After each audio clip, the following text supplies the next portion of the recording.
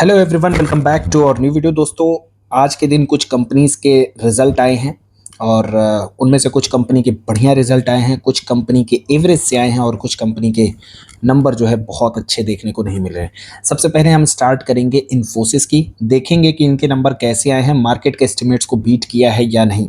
सबसे पहले तो बात करेंगे डिविडेंड की। फाइनल डिविडेंड 22 रुपीज़ पर शेयर जो है कंपनी ने अनाउंस किया है, तो शेयर होल्डर्स को यहाँ पे कंपनी रिवॉर्ड भी करती है। सेल्स की बात करें, नियरली 8% वाई बेसिस पे ग्रो किया है, लेकिन नेट प्रॉफिट यहाँ पर लगभग 12% से डाउन हुआ है। तो प्रॉफिटेबिलिटी यहाँ पर कंपनी नहीं दिखा पाई है। और विप्रो की बात करें तो सेल्स भी वाई बेसिस पर ग्रो किए थे, प्रॉफिट भी ग्रो किए थे। टीसीएस की बात करें, लगभग 5% का ग्रोथ वाई बेसिस पर सेल्स में देखने को मिला था, बट नेट प्रॉफिट टीसीएस के लगभग 1.7% वाई बेसिस पर डाउन थे। तो ओवरऑल अगर बात किया जाए तो इन्फोसिस के नंबर, फिलहाल जितनी भी आईटी कंपनी के नंबर्स आए हैं, विप्रो और टीसीएस, उन तीनों में ही बुरे से नंबर है। इसके अलावा मार्केट के एस्टिमेट्स की बात कर लेते हैं। तो ब्लूमबर्ग की बात करें तो रेवेन्यू में एस्टिमेट्स से यहाँ पर मिस दिखाई पड़ रहा है। 42,000 करोड़ के लगभग रेवेन्यू एक्सपेक्टेड थे, निकल के आए नियरली 41,000 करोड़ के रेवेन्यू। और नेट प्रॉफिट ऑल दो यहाँ पे एस्टिमेट से थोड़े से बेटर देखने को मिल रहे हैं। तो नंबर जो हैं ब्लूमबर्ग के हिसाब से मिले जुले से हैं। और सीएनबीसी पोल के हिसाब से अगर बात करें तो प्रॉफिटेबिलिटी में एस्टिमेट को यहाँ पे इन्फोसिस ने मिस किया है। ओवरऑल ये एक्सपेक्टेड था कि इस बार आईटी कंपनी के नंबर अच्छे नहीं आएंगे, and that is why because of the global challenges, uncertainty in the tariff, और इन सभी के चलते अगर आप देखेंगे तो आईटी स्टॉक जो है, आईटी पूरा का पूरा इंडेक्स जो है फिलहाल 1-2 महीनों में गिरा है। तो काफ़ी करेक्शन ऑलरेडी हो चुका है। लेट्स सी कि ये वाला जो इनका रिजल्ट है ये ऑलरेडी फैक्टर्ड है प्राइसिंग में, इनका प्राइस्ड इन है या नहीं, ये बात हमें मंडे को पता चलेगी, क्योंकि मार्केट मंडे को ओपन होगा, फ्राइडे के दिन मार्केट क्लोज है। बाकी ग्लोबल मार्केट में इसका एक रिफ्लेक्शन जो है इन्फोसिस के एडीआर से भी पता चलता है, जो कि यूएस मार्केट में लिस्टेड है, और वहाँ पे आप देख सकते हैं इट इज़ ऑलमोस्ट 4% डाउन।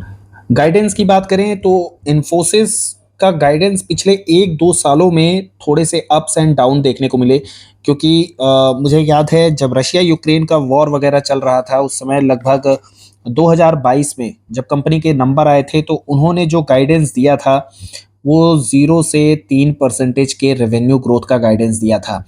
उसके बाद स्टॉक काफ़ी ज़्यादा डिक्लाइन हुआ, लगभग 1200 के आसपास गया था, 1250 के आसपास स्टॉक प्राइस गया था इन्फोसिस का। और कुछ क्वार्टर के बाद नंबर थोड़े से सही हुए और लगा कि चीज़ें अब अच्छी हो रही हैं। उसके बाद इनका गाइडेंस जो आया वो थोड़ा बढ़ के आया, लगभग आई थिंक शायद 1 से 3% या फिर 1 से 4% के रेवेन्यू ग्रोथ का गाइडेंस दिया था इन्होंने। एंड उसके बाद this is the second time कि अगेन यहाँ पे 0 से 3% का रेवेन्यू ग्रोथ का गाइडेंस इन्फोसिस दिया है। तो ये अब तक की इनकी सबसे स्लोवेस्ट ग्रोथ का गाइडेंस रहा है इन्फोसिस का। और अब 0% से ज़्यादा और नीचे क्या ही होगा, यानी कि एक तरीके से फ्लैट से ही, मतलब बिना कोई भी ग्रोथ यहाँ पे कंपनी जो है एक्सपेक्ट नहीं कर रही है। बहुत कम ग्रोथ है, 0 से 3% फ्यूचर में। बाकी लेट्स सी कि मार्केट यहाँ पे कैसे रिएक्ट करता है, वो मंडे को पता चले। इसके बाद आती है एक और कंपनी E2E। इन्फोसिस मेरे पोर्टफोलियो का स्टॉक नहीं है, लेकिन E2E मेरे पोर्टफोलियो में है। और इस स्टॉक, ये लगभग मेरे पास फ्री के शेयर हैं, क्योंकि इस स्टॉक में मैंने प्रॉफिट बुकिंग ऑलरेडी कर ली है, लगभग 3200 के राउंड। मेरा कैपिटल यहाँ से बाहर हो चुका है और अब सिर्फ फ्री के शेयर मैं होल्ड कर रहा हूँ, क्योंकि बिजनेस बड़ा इंटरेस्टिंग था and that is why hold कर रहा हूँ इसको। लेट्स सी कौन कॉल कैसी आती है। कंपनी के नंबर देखते हैं। पी यहाँ पे 80 का है, तो तोड़ फोड़ नंबर की एक्सपेक्टेशन मार्केट यहाँ पे रखता है। और E2E के आप नंबर देखेंगे तो वो तोड़ फोड़ सी ग्रोथ जो है प्रॉफिटेबिलिटी में आपको देखने को मिलेगी। सेल्स सिर्फ 14% से ग्रो किए हैं, ये सेल्स नियरली 100% से ग्रो करने चाहिए थे, तो सेल्स उतने बेहतरीन तरीके से नहीं ग्रो किए हैं। 80 का पी है, स्टॉक में मैसिव करेक्शन आया, उसके बाद ये 80 का पी चल रहा है। और प्रॉफिटेबिलिटी इतनी क्यों बढ़, वो आप यहाँ पे देख सकते हैं। कंपनी का जो अदर इनकम है वहाँ पे 25 करोड़ का इजाफा है। 33 करोड़ की सेल्स में 25 करोड़ जो हैं अदर इनकम से आ गए हैं। तो ये टोटल में इनका अदर इनकम बढ़ने की वजह से यहाँ पे प्रॉफिटेबिलिटी जो है कंपनी की वो काफ़ी बढ़ गई। बाकी नंबर बहुत खराब हैं वैल्यूएशन के हिसाब से देखा जाए, और एक्सपेक्टेड है कि शायद अब यहाँ पर लोअर सर्किट का एक सिलसिला और चलेगा, वो कहाँ थमेगा किसी को कुछ नहीं पता है।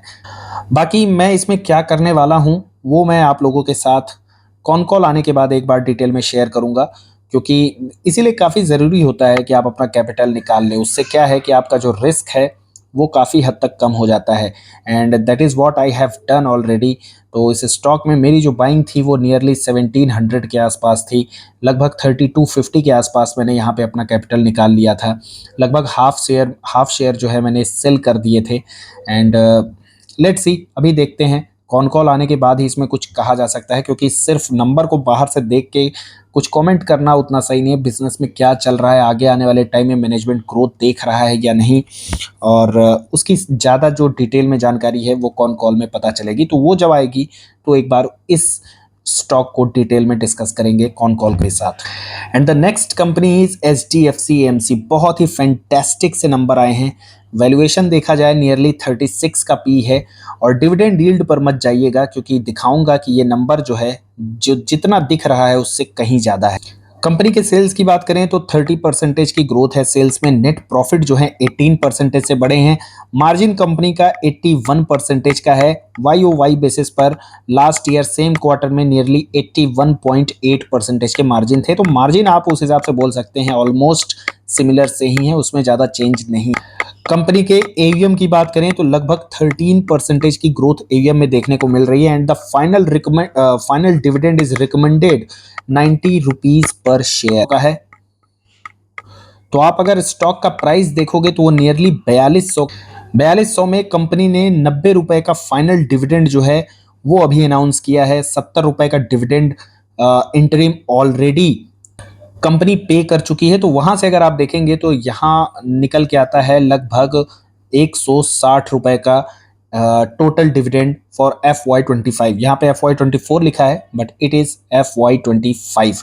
तो 25 में टोटल 160 रुपए, 4200 के हिसाब से अगर आप देखेंगे तो 160 रुपए ये आता है नियरली 3.8% का डिविडेंड यील्ड।